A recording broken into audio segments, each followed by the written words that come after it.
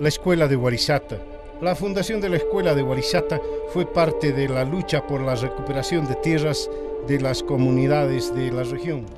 En agosto de 1931, los comuneros de Huarizata crearon el Parlamento Amauta como supremo órgano de decisión de la escuela. La primera decisión es abolir la servidumbre y el trabajo gratuito que los indios prestaban al subprefecto, al corregidor y al cura. La escuela se apodera de tierras usurpadas por los terratenientes y a su vez los comuneros ceden parcelas para el campo de cultivo de la escuela. No obstante, el brillo estelar de Huarizata, su creación, no constituyó un hecho aislado en el continente.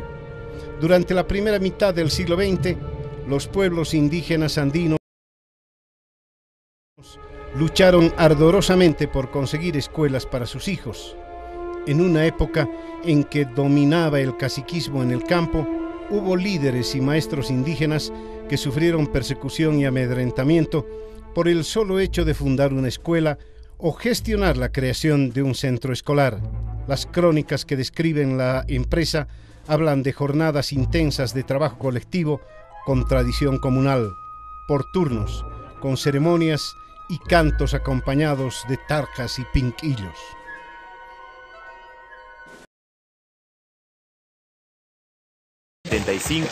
Los pueblos originarios son reducidos a la condición de esclavos. El invasor europeo no reconoce cultura en sus costumbres, idioma en sus lenguas, ni civilización en sus saberes ancestrales. 1825, el venezolano Antonio José de Sucre gana la independencia del Alto Perú. La naciente nación se llamaría Bolivia en honor al libertador Simón Bolívar. La independencia no supuso una mejoría para los pueblos originarios de Bolivia, aunque se les reconoció su condición de bolivianos. En diversos artículos de la nueva Constitución Política se les discriminaba y excluía del proyecto nacional. Artículo 6. La religión católica apostólica romana es de la República, con exclusión de todo otro culto público. Artículo 14.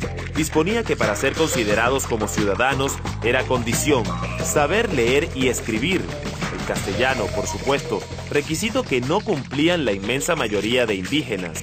Entre 1825 y 1826, Simón Rodríguez es nombrado por Bolívar como director de enseñanza pública de ciencias físicas, matemáticas y de artes, según palabras del propio Rodríguez.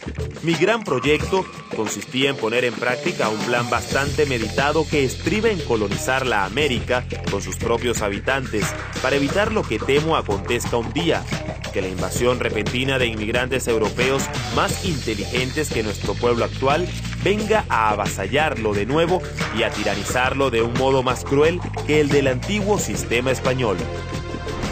De cualquier forma, el solo hecho de reunir en un aula a niños indígenas, blancos y mestizos constituía una hazaña para la época. Siglo XX. En 1931 asoma un cambio radical.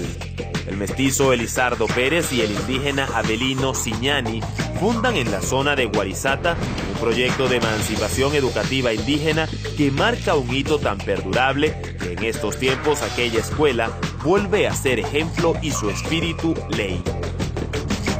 1920. Se desarrollan escuelas indigenales en las zonas rurales, pero el sinónimo de civilización continuaba siendo la lectura y escritura del castellano. 1930. La Escuela Profesional de Indígenas de Huarizata produjo una verdadera revolución en el campo pedagógico. Restauró el antiguo Parlamento Amauta, donde el indígena recupera su derecho a hablar, pensar y forjar su destino. 1940. La Escuela Comunitaria de Huarizata, rodeada y presionada por las élites que querían una educación castellana y homogénea, funcionó hasta los comienzos de esta década.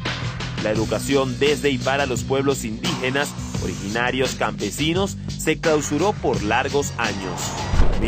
En 1994, la nueva Ley de Reforma Educativa declaró la educación nacional como intercultural y bilingüe.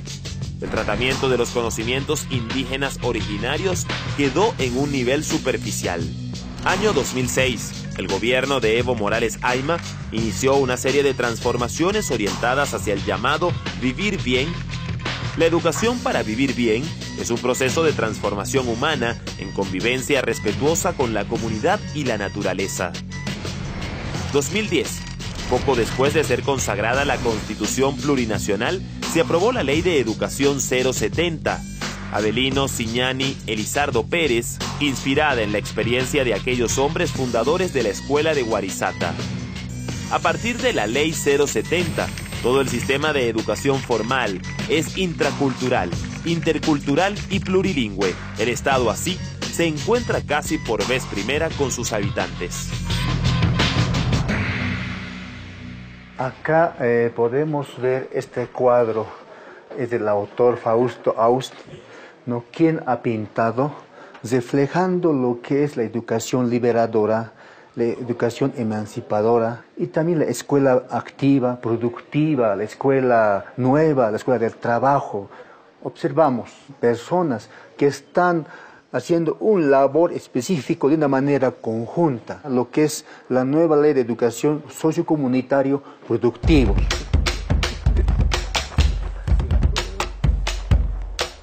Una pila. Con la misma naturaleza podemos enseñar a los estudiantes. También podemos enseñar a sumar y todo eso, a restar igualmente con las cebollas. Puede ser, digamos, para los niños algo dinámico. ¿No? Entonces, metro cuadrado. Nosotros como alumnos, después de hora cívica, salimos cada lunes en la tarde, 2 alumnos, un amauto, un maestro, salimos a 4 o 5 desvíos de agua a diferentes comunidades. Entonces, sembraba papa, oca, papaliza, trigo, habas, quinoa, todo eso, producción en cantidades.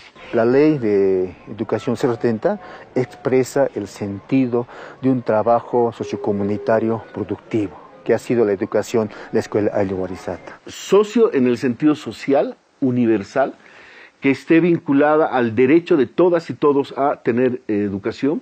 Comunitaria en el sentido de que la educación tiene que estar vinculada a la vida y debe desarrollarse recuperando la vida.